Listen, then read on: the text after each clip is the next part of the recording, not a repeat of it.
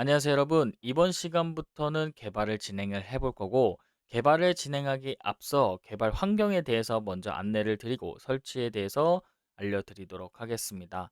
자, 그리고 첫 번째로 하게 될 것은 우리 프로젝트에 대한 구조에 대해서 컨텍스트 구조를 먼저 확인을 해보도록 하겠습니다. 자, 그러면 설치 항목부터 알려드리도록 하겠습니다. 총 5가지 항목이 되고요. Node.js, Git, VS 코드, 그 다음에 dbeaver, 포스트맨이라고 합니다. 이번 강의에서는 Git과 그 다음에 dbeaver를 사용한 데이터베이스 관리 CRUD에 대한 부분들의 기초는 여러분들이 알고 있다는 걸 전제하에 강의를 진행하고 있습니다. 그래서 여러분들이 이 강의를 진행하시려면 Git과 데이터베이스에 대한 기초 과정을 보고 오시는 걸 추천드리도록 하겠습니다. 첫 번째로 설치하게 될 프로그램은 Node.js라고 합니다. Node.js는 자바스크립트 코드를 브라우저 밖에서도 실행할 수 있게 해주는 런타임 환경이라고 알고 계시면 되고, 여기서 다운로드 버튼을 클릭하고 저희는 18 버전의 LTS라고 써 있는 버전이 있다면 현재 기준으로는 18.20.8 버전이 최신인데, 여러분들은 18 버전의 LTS 버전을 설치를 해주시면 되기 때문에 여기서 선택을 해주고, 저는 윈도우 환경이기 때문에 윈도우, 그 다음 맥, 리눅스를 쓰시는 분들은 선택을 해주시고, 여기서 윈도우는 설치 프로그램을 누르게 되면은 설치가 됩니다. 그리고 설치 프로그램이 뜨게 되면은 모두 다음 표시를 눌러서 진행을 해주시면 되고, 설치가 완료해 주시면 됩니다. 두 번째로는 Git에 대해서 설치를 해주시면 되고, 저는 여기 다운로드 for Windows라고 하는 부분을 선택해서 64비트에 해당하는 셋업을 설치를 해줄 겁니다. 자, 그러면 이 셋업도 마찬가지로 다음 버튼을 모두 눌러서 여기서 설치를 진행해 주시면 되겠습니다. 세 번째는 VS 코드입니다. 자, 여러분들이 모두 설치가 되어 있을 수도 있기 때문에 다운로드 버튼을 눌러서 여러분들이 다운로드 해주시면 되고, 각각에 해당하는 OS별로 설치를 진행을 해주시면 됩니다. 마찬가지로 다음 버튼을 눌러서 모두 진행해 주시면 됩니다. 네 번째는 dbeaver라고 합니다. 데이터베이스를 사용할 거기 때문에 여기에는 다운로드 버튼을 눌러서 dbeaver를 입력을 하고, 저는 윈도우 버전의 인스톨러를 사용해 가지고 모두 설치를 맞춰 주시면 됩니다. 다음은 포스트맨이라고 합니다. 이 포스트맨을 설치하는 이유는 뭐냐면 백엔드 서버를 구축했을 때 API라고 하는 테스트를 진행하기 위해서입니다. 여러분들이 클라이언트 사이드로 보내는 그 데이터가 정확하게 맞는지 서버 쪽에서 보는 화면이 없기 때문에 이 포스트맨을 사용해 가지고 API 통신이 잘 되고 있는지 확인하기 위해서 포스트맨을 다운로드를 눌러서 여러분들이 가입을 하신 다음에 윈도우로 설치를 하시는 걸 추천드리고요. 외부로도 가능하지만 저는 다운로드해서 사용해 보도록 하겠습니다. 자, 이제 코딩에 앞서서 가장 크게 세 가지의 폴더로 나뉘게 된다는 걸 먼저 설명드리도록 하겠습니다. 자, 첫 번째 폴더의 이름은 API라고 하고요. 두 번째 폴더에 대한 부분은 백엔드라고 합니다. 자, 그리고 세 번째는 프론트엔드라고 지어주도록 하겠습니다.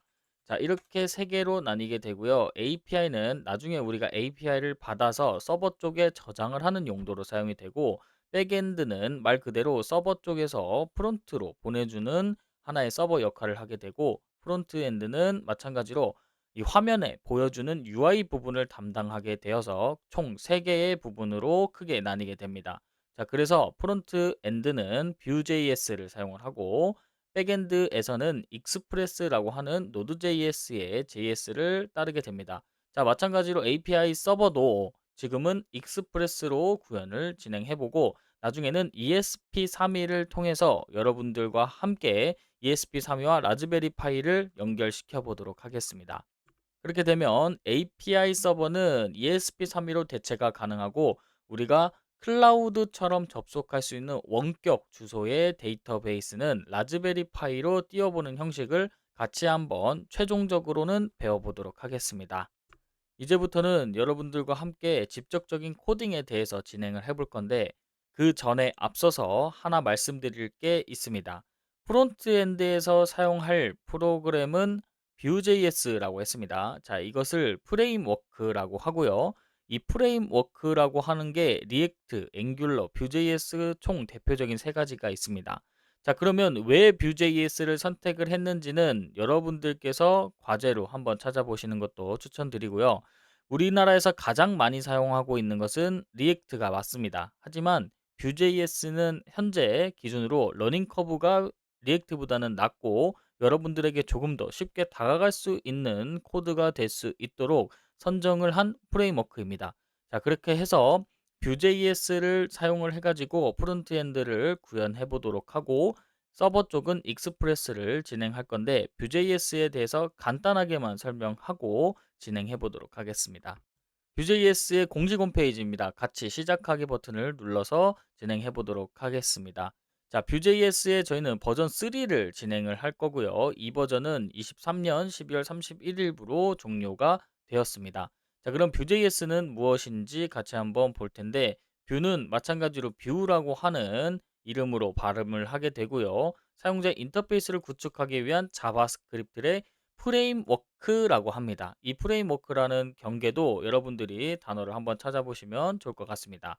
자, 그래서 표준 HTML, CSS 및 자바스크립트를 기반으로 구축이 되며 단순한 것부터 복잡한 것까지 사용자 인터페이스를 효율적으로 개발할 수 있게 해주는 컴포넌트 기반 프로그래밍 모델을 제공한다. 여기서 가장 중요한 건 컴포넌트 기반의 프로그래밍 모델을 제공한다는 걸 여러분들이 나중에 돼서 같이 알아볼 수 있도록 하겠습니다. 자, 그 다음에 Vue.js의 단순한 예제입니다. 첫 번째는 크리에이트 앱이라고 해서 여러분들이 하나 만들게 되고요. 이 앱을 마운트 하는 건데 마운트 할 때 여기서 앱이라고 하는 아이디 값을 가진 사람을 가지고 오게 됩니다. 자, 그러면 여기서는 버튼을 클릭을 하게 되면 카운터 값이 올라가게 되는데 이쪽에 카운터 값이 0으로 디폴트가 되어 있습니다. 이 0 값이 버튼을 클릭할 때마다 1씩 증가하게 되고 숫자가 나오게 되는데 div라고 해가지고 여기에 div가 나오고 버튼이 나오는 건 HTML 부분의 영역이고 create app 그 다음에 import까지 하는 부분은 자바스크립트의 영역이라고 볼 수 있습니다. 자, 그 다음에 이 Vue.js의 가장 큰 특징이 하나 더 있습니다. 싱글 파일 컴포넌트라고 하고요. 영어로는 SFC라고 합니다. SFC에 대한 부분을 알려드리면 스크립트, 그 다음에 템플릿, 스타일 부분으로 크게 세 가지로 나뉘고 이 부분은 자바스크립트, 이 부분은 HTML, 이 부분은 CSS로 나뉘게 되는 겁니다. 그래서 우리가 .view라고 하는 파일을 만들게 될 건데 이 .view라고 하는 파일 안에는 스크립트와 템플릿 그리고 이 스타일을 통해서 각각에 해당하는 페이지를 만들 수 있다라고 알고 계시면 될 것 같습니다.